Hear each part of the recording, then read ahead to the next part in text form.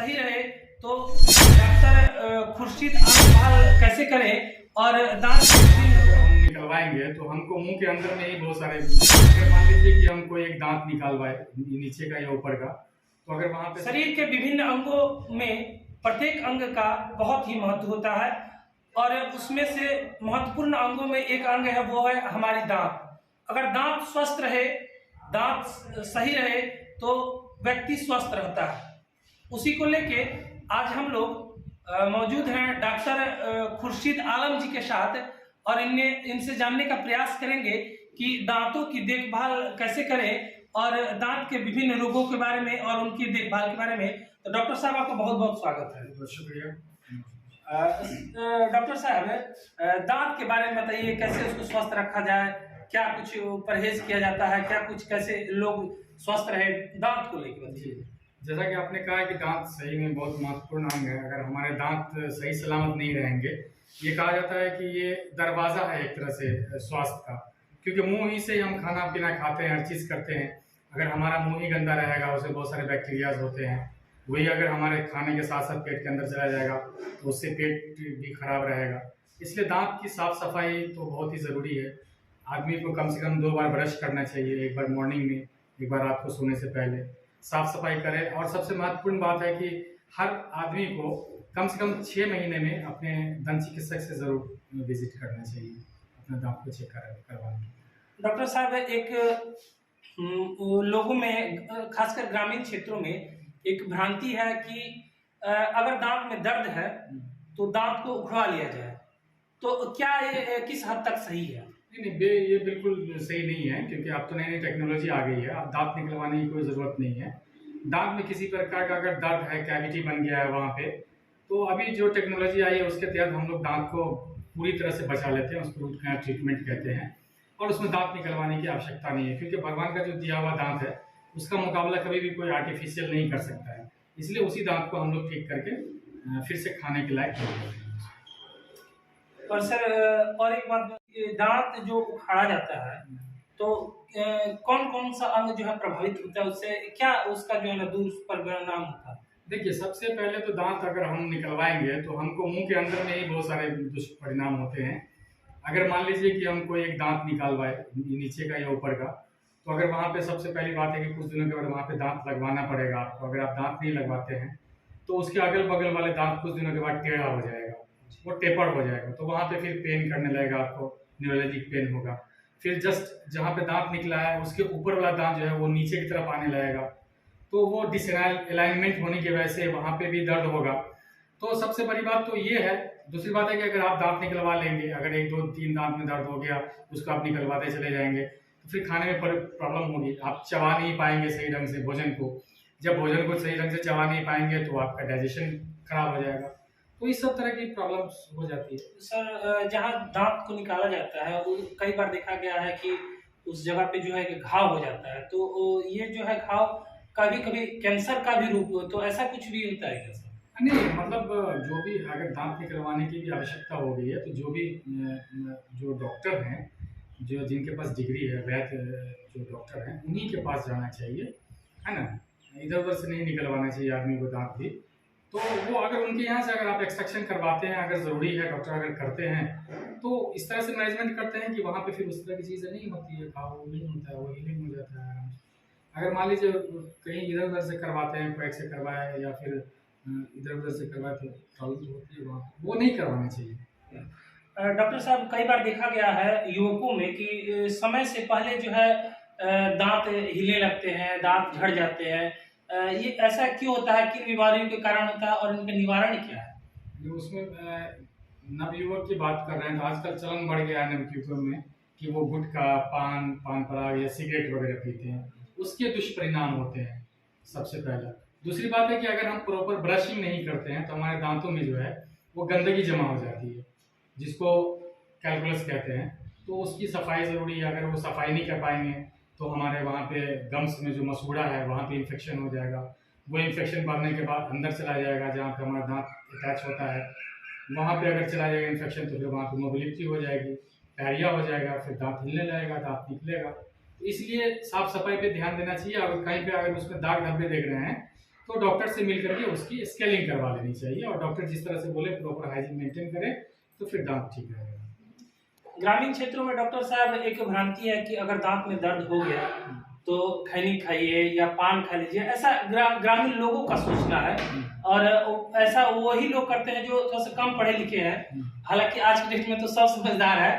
तो क्या ऐसा कुछ भी होता है? नहीं, बिल्कुल उसका कोई रोल नहीं है कि अगर आपके दांत में दर्द हो गया तो वहाँ पे खैनी रख लीजिए या जर्दा रख लीजिए, उससे आराम हो जाएगा। उससे कोई आराम नहीं होता है, इवन कि उससे नुकसान ही होगा। अगर आप तंबाकू रखेंगे उस जगह पे जहाँ पे दर्द हो रहा है तो उससे तो काफी नुकसान होगा।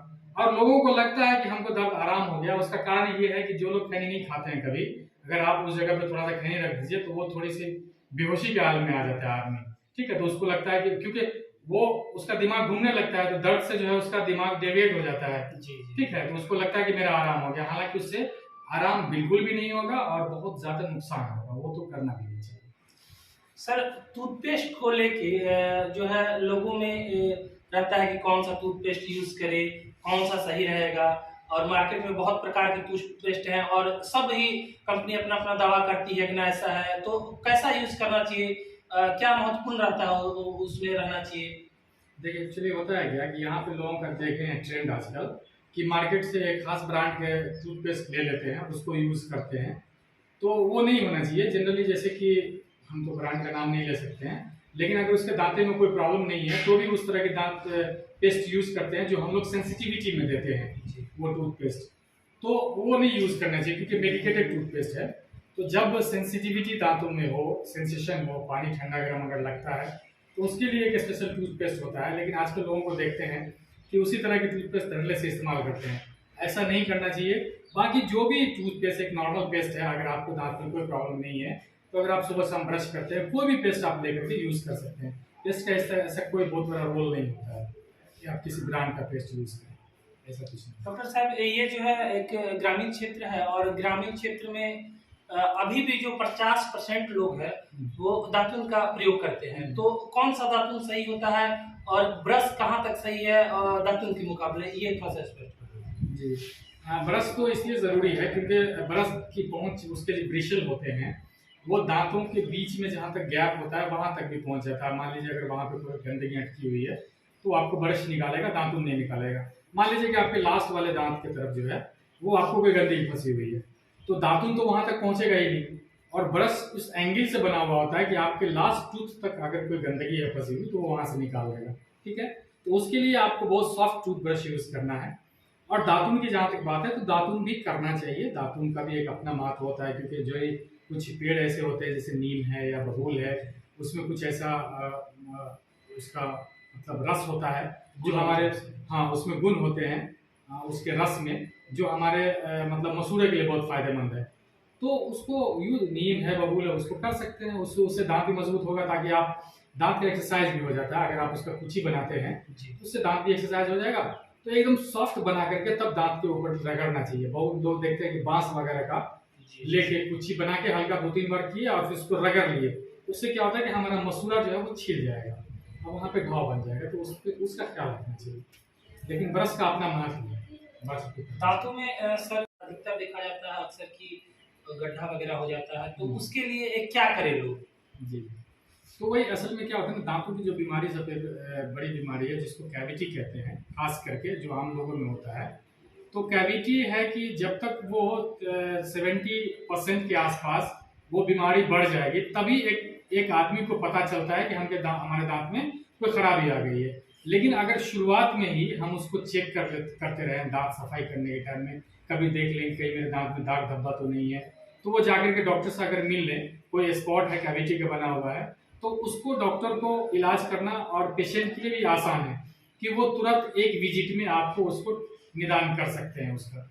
उसके लिए सबसे ज़रूरी है कि आपको एवरी 6 मंथ जो है आप डेंटल डॉक्टर से जाकर के मिले ताकि वो पूरे दांत को आपको चेकअप कर ले कि कहीं कोई कैविटी बन तो नहीं रही है।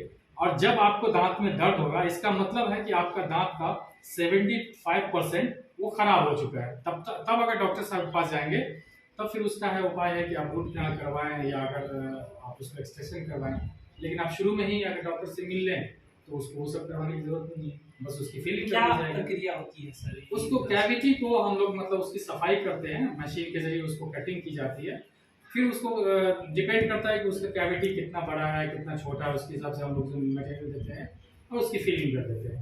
अगर वो ज़्यादा डीप है फिर उसका एक्सरे लिया जाता है, डेंटल एक्सरे होता है, फिर उसका डेप्थ हम लोग देखते हैं कि वो कितना गहरा है।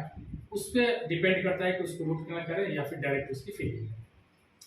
चलते चलते डॉक्टर साहब एक बहुत ही महत्वपूर्ण जो है सवाल हम करना चाहेंगे कि दैनिक खान पान में क्या प्रयोग करें जिससे हमारे दांत स्वस्थ रहें? पहले के ज़माने में लोग भूजा वगैरह खाते थे, वो हमारे दांतों के लिए बहुत ही फायदेमंद हुआ करता। लेकिन आज जो देखिएगा तो बच्चे लोग यहाँ पर जाके चाउमीन खाते हैं, है ना। तो वैसी चीज़ें नहीं, जो कड़ी चीज़ें हैं जैसे भूजा है, मकई का, चना का, ये सब चीज़ शाम को लोग इसकी खाने की आदत डालें।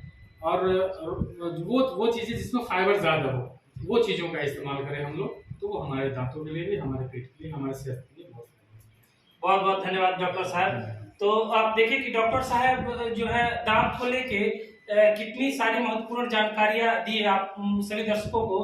तो बने रहिए हमारे साथ और देखते रहिए इंडिया न्यूज़ 28 ऐसे ही महत्वपूर्ण जानकारी भरे खबर के लिए। नमस्कार।